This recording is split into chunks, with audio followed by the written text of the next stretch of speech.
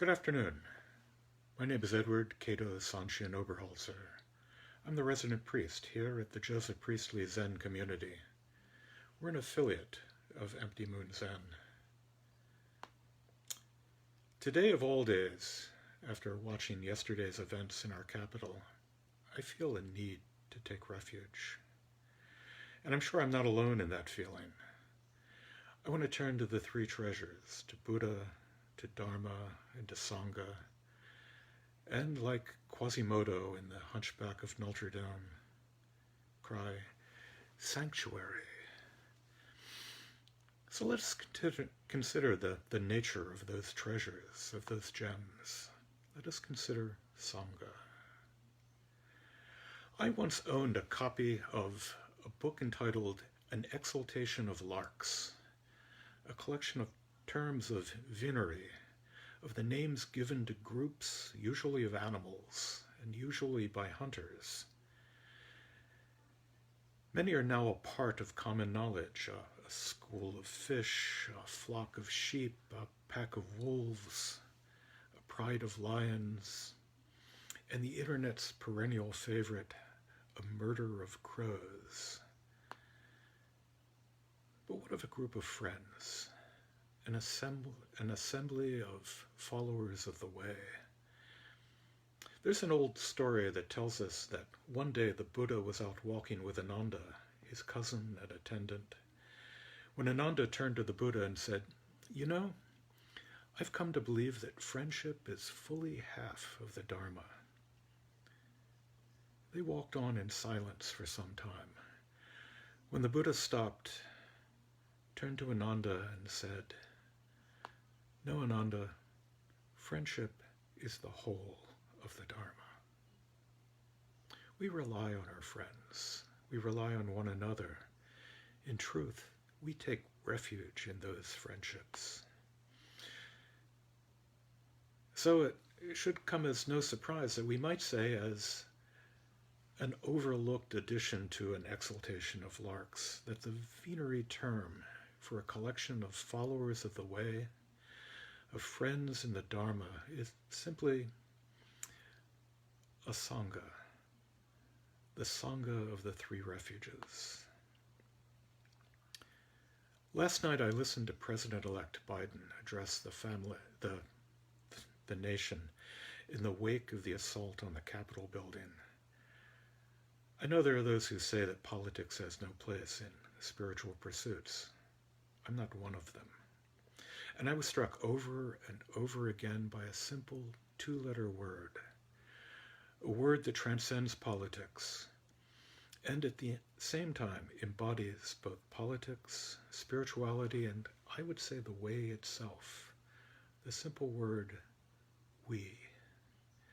We, the people. We will come together.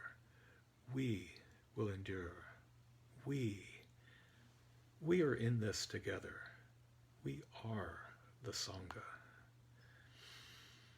And Sangha has this interesting meandering journey. Originally a group of men, home leavers, bhikshus, followers of, fellow travelers with the Buddha. In time, the term encompassed women, bhikshunis, nuns. Later, lay practitioners, the greater community of followers of the way, and those who supported us, who might not have turned to the way, but who enabled our practice. They too are part of the greater, of the Mahasangha. And since, how can we separate ourselves from all other people, indeed from all other creatures, from all that exists?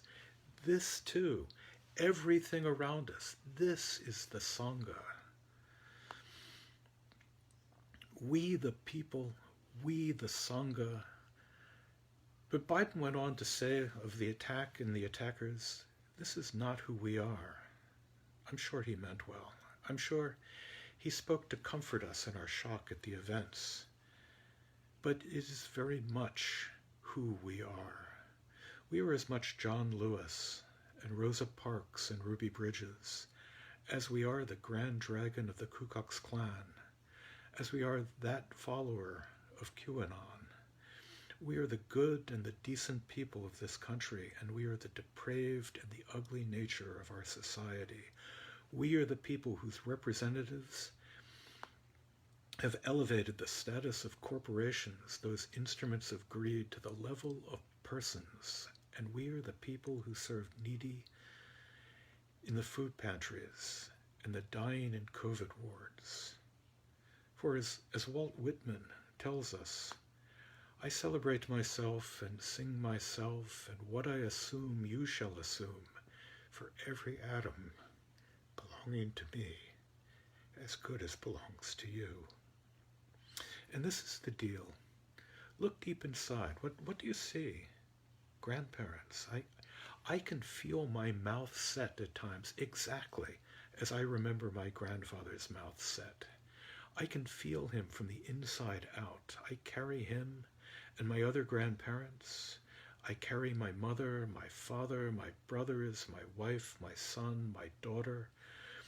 All of these are my intimates. All are as much a part of me, so much a part of me that I can't untangle the ties. And that's just the beginning. Friends, teachers, mailmen, grocery clerks, doctors, the cop that pulled me over for speeding, the kindergarten teacher who introduced me to reading, the congressman who enrages me as he seeks to invalidate my vote, the black woman in Georgia who turned from political defeat to a drive to enfranchise all voters. These are all a part of me. These are my Sangha. These are your Sangha. I take refuge in all of them. I take refuge in all of you. Thank you.